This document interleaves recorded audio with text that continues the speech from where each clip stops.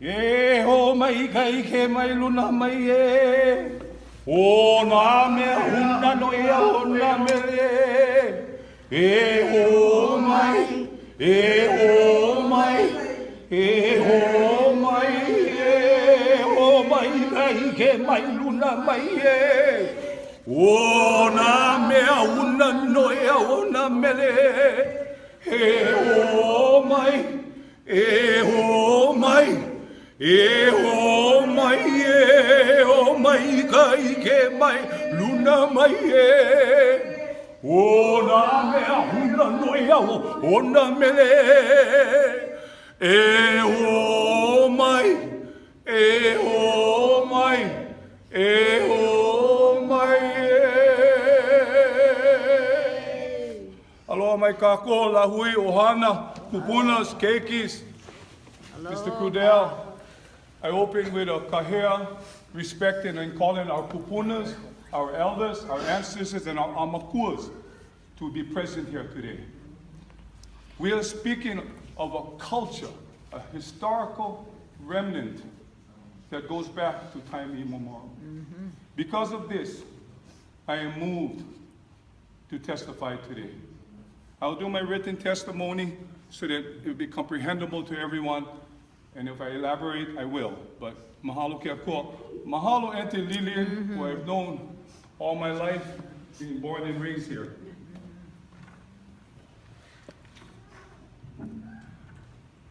First and foremost, I would like to say mahalo to ke akua. Without our Creator, there would be no creation. We are also blessed and privileged to live in this beautiful moko'aina we call Hawaii. My name is Earl E. DeLeon. Ke oa kalani kupua pa I kalani nui ma'ele. My ohana comes from Kealakekua in the rugged lands of Ka'u from the beginning of time immemorial. I am a direct seventh generation, the descendant of the house of Keoa. I remember as a child, Kahalu'u Beach was the first place I ever swam when I was 4 years old. The first beach, and the sand went all the way out.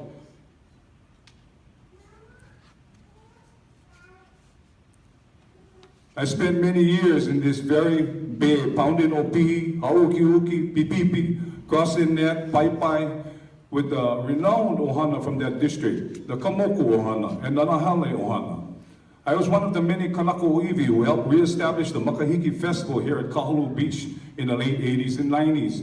And at that time, we were threatened with incarceration for participating in our own religious and cultural beliefs. I have to be honest to myself first.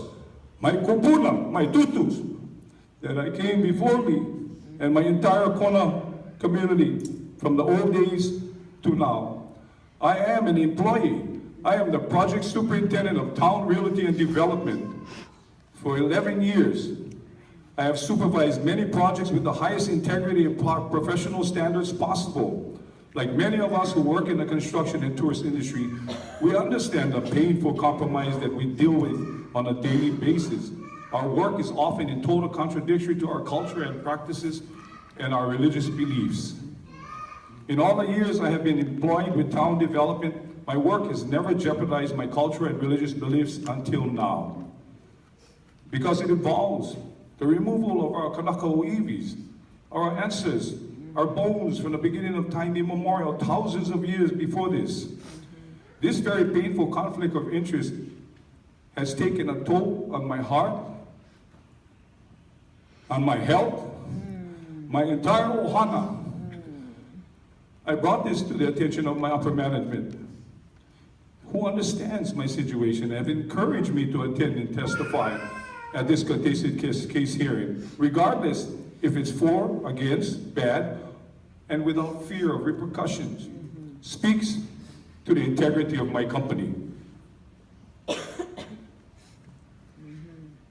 As a Kanaka Maoli born and raised in Kona, and a Kanaka'iwi practitioner who fishes, dives, sustains myself from these waters and lands my entire life, I cannot, in my na'au, and in all good conscience, condone this development in its present form and allow the possibility of the desecration to a national registered historical site. It would seem that the state and the county preservation department should be responsible and held accountable and liable for these kinds of desecration in the event it does occur. It is also my belief that it would be in the best interest of all parties involved to have a combined effort to create an independent archaeological survey of all discrepancies of registered historical sites.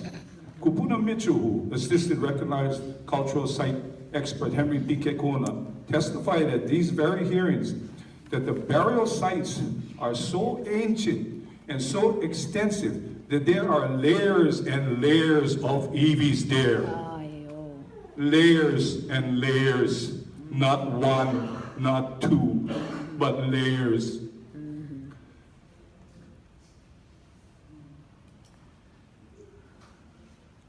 Many more kupunas have testified. Many concerned community leaders confirm that house sites, farming, and religious practices are much more extensive than has been surveyed under this project proposal. This to me is extremely heart-wrenching and hard to bear. I had to walk out and relieve myself, busting in tears and in pain in my heart. It's so hard to bear down and listen to our kupunas calling out to us.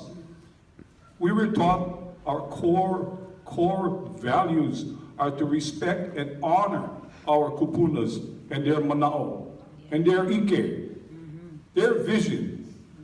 It's in our culture to honor those. And as for Bishop Estate Development, I think we're pointing fingers that my company is not the right place. There's a broken trust here. If it's not town development, it will be somebody else or somebody else, somebody else. Doesn't matter. You have to get to the core and root of the pilikia.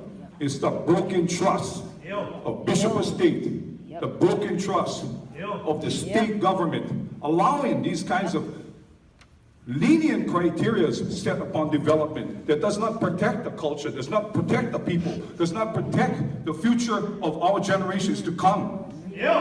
Because of this, I have to bring to your attention, Mr. Crudell, as the present-day Konahiki. It is your kuli'ana. The Konahiki is the person who oversees the land, the properties, that makes those kinds of decisions that you will be making. I would call out to you and ask you to make that right decision. It is your kuli'ana, it's your responsibility to protect the interests of the people of this land. E Hawaii au mau a mau. I am Hawaii. We are Hawaii. If we cannot respect the host race, who then do we respect? Who then do we honor? Who we call Hawaii? People from all over this world come here to Hawaii. Because we have that aloha, we have that love for the land and for the people. Without it, you don't have a commodity. Let's not just use us as a commodity. Respect and honor our tradition, our culture, and our heritage. In closing, I would like to send a big mahalo to everyone here. Simi and Johanna, you have stood up against a giant, as meager little peons. They have rows of lawyers against you. And I honor you guys for standing here today and going through this transition, going through this contested case hearing. It's not easy. But you take the task and you hold them up, you move forward. I'd like to thank everybody else here, everybody who has testified. It's because your voice will speak 1,000 words. Without a voice, you don't have an action. And I told myself I was going to sit there and not say nothing. Every time I don't like say nothing, I like be just quiet. Well, the silence has eaten my soul up. The silence has eaten my children up. I represent the house of Keoa. I am Keoa Kalani Kupo Pai Kalani Nui Maele. My tutu man is the father of Kamehameha the First. How can I sit by and say nothing? I cannot. E kala mai ia'u. I cannot. It's my kuleana to stand for it, for my people, for my community, for my mo'opunas, my children. If I don't, tomorrow when they ask me, Dad, what did you say? What did you do? And I'm going to say, nothing. Kalamayaw, I cannot say nothing. Iku mamau! Iku mamau! Iku hulu! Ikala na vau! Iku la na vau! Iku va huki! Iku va ko! Iku va mau! A mau kai hulu! E huki e kulia! Ku mamau! Ku mamau! Ku hulu! Ikala na la! Ikala ikula na la! Kua huki! Kua koi! Kua mau! A mau kai hulu! And that's to hear the unity of a people, to ask them to come in together as one. In the ancient times, they would haul the canoes, the logs out of the mountains, and they would do it together. And they would do this chant so you can do it together as one. So this community is speaking as one voice, one heart, one love. He Hawaiiau mau alo aina. Aloha aina. This land we belong to. It don't belong to us. We are the temporary caretakers. How we care for it, how we use it, prostitute it, exploit it, makes a big difference on where we could go tomorrow in the heavens. Mahalo kia kua, first of all. Mahalo, Mr. Kudel. Mr. Chris Lau for allowing me to speak today. Speaks to the integrity of my company that I have worked for. And if you see me sleeping on the beach tomorrow, alapao, I gone. Mahalo kia kua. Aloha, you guys.